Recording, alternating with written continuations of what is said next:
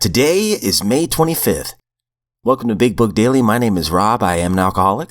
It is a thrill, honor, and joy to be here with you today as we journey through the Big Book of Alcoholics Anonymous and the 12 Steps and 12 Traditions. Today out of the Big Book, we're going to be continuing our journey through Into Action by reading pages 82 and 83 from Chapter 6. And out of the personal stories from They Lost Nearly All, we're going to be reading My Bottle, My Resentments, and Me, pages 439 and 441. And finally, out of the 12 and 12, we are going to continue our journey through tradition number 5 by reading page 152. So with all that, my friends, hope you're doing well this morning. Hey, we've been given a brand new set of 24 hours, and it's up to us today who we decide to be. So let's press on and let's get to the good stuff. All right, so if you call from yesterday's reading Into Action, we've been talking about step 5 for quite some time and given some scenarios of how we need to make these direct amends, getting a second opinion about, whether we should make them directly or indirectly. And we're going to continue that thought on page 82. Again, we're reading 82 and 83 as well. Perhaps there are some cases where the utmost frankness is demanded. No outsider can appraise such an intimate situation. It may be that both will decide that the way of good sense and loving kindness is to let bygones be bygones. Each might pray about it, having the other one's happiness uppermost in mind. Keep it always in sight that we are dealing with that most terrible human emotion, jealousy. Good generalship may decide that the problem may be attacked on the flank rather than risk a face-to-face combat. If we have no such complication, there is plenty we should do at home. Sometimes we hear an alcoholic say that the only thing he needs to do is to keep sober. Certainly he must keep sober, for there will be no home if he doesn't. But he is yet a long way from making good to the wife or parents whom for years he has so shockingly treated. Passing all understanding is the patience mothers and wives have had with alcoholics. Had this not been so, many of us would have no homes today, would perhaps be dead. The alcoholic is like a tornado roaring his way through the lives of others. Hearts are broken. Sweet relationships are dead. Affections have been uprooted. Selfish and inconsiderate habits have kept the home in turmoil. We feel a man is unthinking when he says that sobriety is enough. He is like the farmer who came out of his cyclone cellar to find his home ruined. To his wife he remarked, "Don't see anything the matter here, Ma. Ain't it grand that the wind stopped blowing?" Yes, there is a long period of reconstruction ahead. We must take the lead. A remorseful mumbling that we are sorry won't fill the bill at all. We ought to sit down with the family and frankly analyze the past as we now see it, being very careful not to criticize them. Their defects may be glaring, but the chances are that our own actions are partly responsible. So we clean house with the family, asking each morning in meditation that our Creator show us the way of patience, tolerance, kindliness, and love. The spiritual life is not a theory. We have to live it. Unless one's family expresses a desire to live upon spiritual principles, we think we ought not to urge them. We should not talk incessantly to them about spiritual matters. They will change in time. Our behavior will convince them more than our words. We must remember that 10 or 20 years of drunkenness will make a skeptic out of anyone. There may be some wrongs we can never fully right. We don't have to worry about them if we can honestly say to ourselves that we will right them if we could. Some people cannot be seen. We send them an honest letter. And there may be a valid reason for postponement in some cases, but we don't delay if it can be avoided. We should be sensible, tactful, and considerate and humble without being servile or scraping. As God's people, we stand on our feet. We don't crawl before anyone. Man, some great stuff. Absolutely great stuff. Can't wait to come back to this in a minute. All right, we're continuing our journey through My Bottle, My Resentments, and Me, starting on page 438, and we're going to be reading up to page 441 today. After several years of semi-delinquent adolescence, I was old enough to join the Marines. Leaving behind the origin of my bitterness, I thought my life would be better and the drinking not so bad. However, during boot camp, I recognized that this was not the answer. The discipline, the authority, The tight schedule went against my very nature. But it was a 2-year stint, so there had to be a way to function in spite of the anger and now hatred that seethed through me. Every night found me at a bar drinking until they threw me out. That got me through the week. On weekends, we went to the club nearby. This place was managed by people who drank as much as or more than I did. I became a constant customer. Arguments and fights were a regular occurrence. I managed to complete 2 years, was given an honorable discharge, and was sent on my way. Leaving the Marine base behind and feeling homesick for my old environs, I hitchhiked back to my old hometown and returned to my brother's home. I soon found work as a painter for a construction company in town. By now, drinking had become a constant part of my life. Through some friends, I met a woman I really cared for, and soon we were married. A year later, our daughter was born, and eventually 2 boys. Oh, how I love my brood. This nice little family should have settled me down, but instead, my drinking progressed. It finally reached the point where I was intolerable to live with, and my wife filed for divorce. I just went berserk, and the sheriff ordered me to leave town. I knew if I stayed, my anger at my wife for taking those children away from me would get me into more trouble than I could ever handle. So once again, I set off. I left with my hatred, resentment, and the clothes on my back. This time, for good. In the largest city close by I could be found, dead broke, drinking myself into oblivion on Skid Row. At first, a day labor job provided for rent and food, but before long, all the money had to go for booze.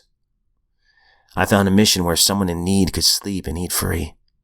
But the bugs were so bad, the food so terrible, the people were such thieves that I decided that it was easier just to sleep outside, and that I really didn't need to eat so often.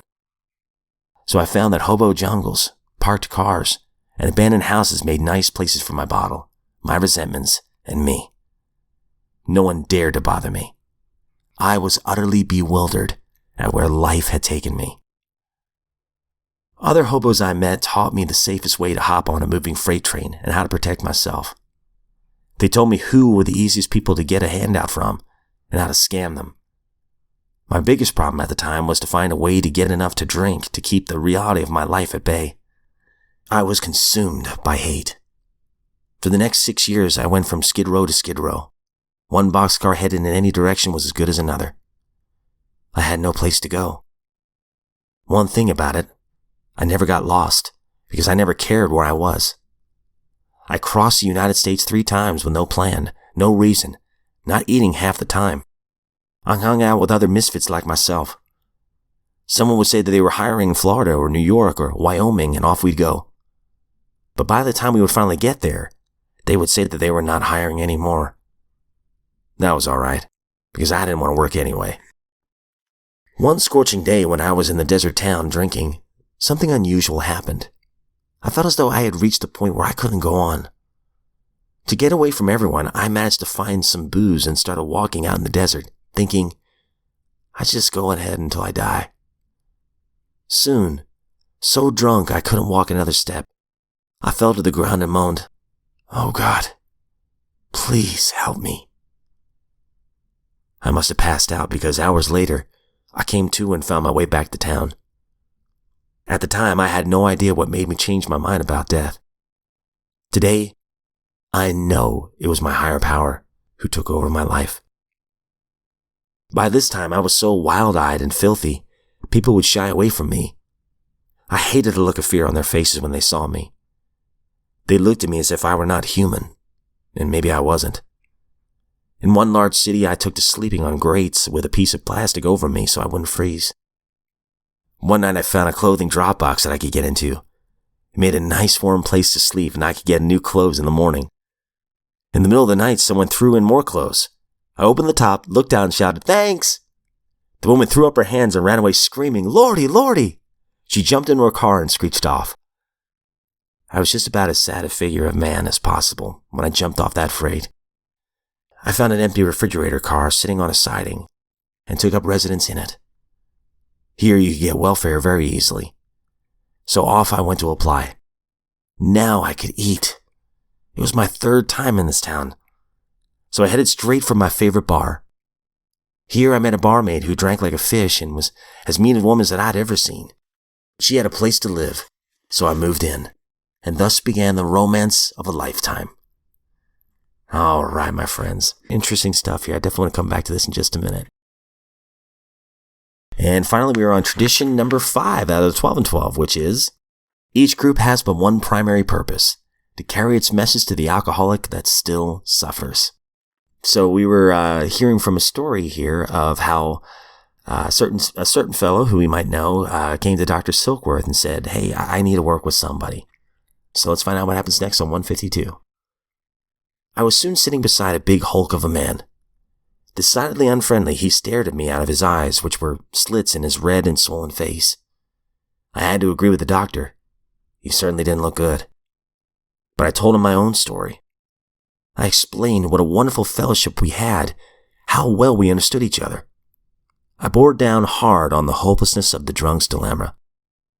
I insisted that few drinks could ever get well on their own steam, but that in our groups we could do together what we could not do separately. He interrupted to scoff at this and asserted that he'd fix his wife, his partner, and his alcoholism by himself. Sarcastically, he asked, "How much does your scheme cost?" I was thankful I could tell him nothing at all. His next question, "What are you getting out of it?" Of course, my answer was, my own sobriety and a mighty happy life. Still dubious, he demanded, "Oh, do you really think the only reason you are here is to try to help me and help yourself?" "Yeah," I said. "That's absolutely all there is to it. There is no angle." Then hesitantly, I ventured to talk about the spiritual side of our program. What a freeze that drunk gave me. I no sooner got the word spiritual out of my mouth than he pounced. "Oh," he said, "now I get it. You're proselyting for some damn religious sect or other. Where do you get that no-angle stuff? I belong to a great church that means everything to me. You've got a nerve to come in here talking religion."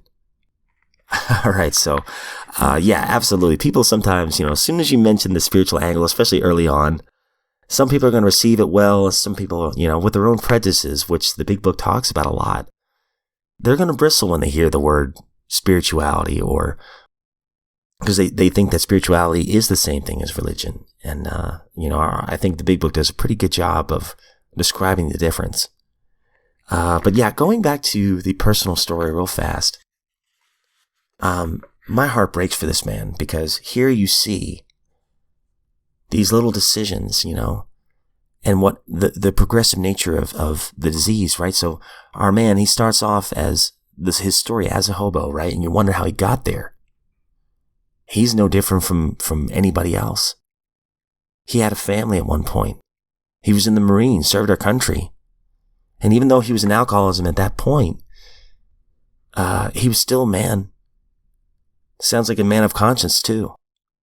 He loved his children. And he gets a divorce because his alcoholism's getting so bad. He loses his job, and now he's living off the streets. I've seen this disease take people to very, very low levels. But there's hope.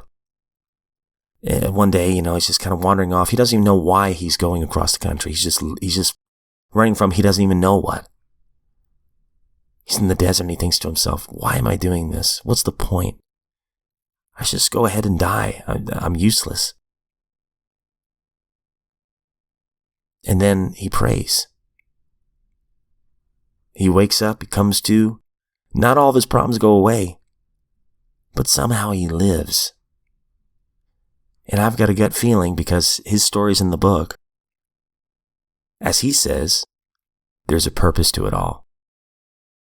And finally, going back to the into action chapter real quick. The line here that stands out to me right here, it's the alcoholic is like a tornado roaring his way through the lives of others. Hearts are broken. Sweet relationships are dead. We've got work to do. As 83 says, there is a long period of reconstruction ahead. We must take the lead. A remorseful mumbling that we are sorry won't fit the bill at all. Actions speak a lot louder than words. And thankfully, this chapter is called Into Action. These steps are action steps that we can take to repair the damage that was the tornado of our alcoholism. Because it doesn't just affect us, my friends. It affects the lives of everyone around us, specifically those who love us the most. I love the next paragraph. The spiritual life is not a theory. We have to live it. But the thing is, sometimes we want to kind of slam on the gas pedal, right? The accelerator. Unfortunately, sometimes these things take time. It takes today being sober, thinking about others, putting others' needs before our own, working the steps. And then if we wake up the next day, we do it all over again. And Lord willing, if we make it a week, months, years of doing this, we'll prove to our family members that we're serious. And most likely they'll see the change in us before we see it in ourselves. But to borrow the old classic cliche, it doesn't get there without living one day at a time. Bottom of 83. We don't delay if it can be avoided. We should be sensible, tactful, considerate, and humble without being servile or scraping. As God's people, we stand on our feet. We don't crawl before anyone. I'll give you a personal story. I did somebody wrong one time, really bad, and I felt terrible for it. I talked to my sponsor. I prayed about this. I sought his advice on whether I should make these direct amends. And eventually, I had the opportunity to make these direct amends. He said he forgave me, which was great, but even if he hadn't, it's okay. I tried to do my part.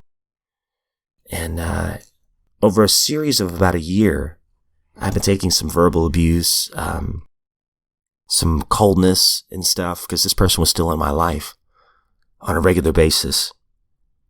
And finally I realized, I don't need to take this abuse anymore. I made my amends. Whether he receives it or not, that's up to him.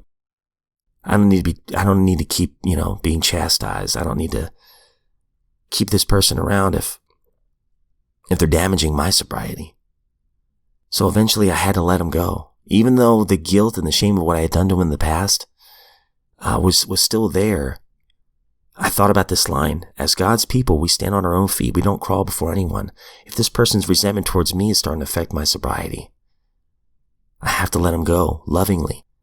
And I still pray for this person from time to time. And, I hate everything that happened, but I can't change the past. I made my amends, and I have to do what's best for my own sobriety. So anyways, I just want to throw that in there as well.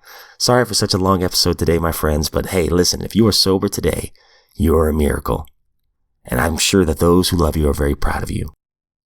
And my friends, if we were given another set of 24 hours, I look forward to seeing you right back here tomorrow.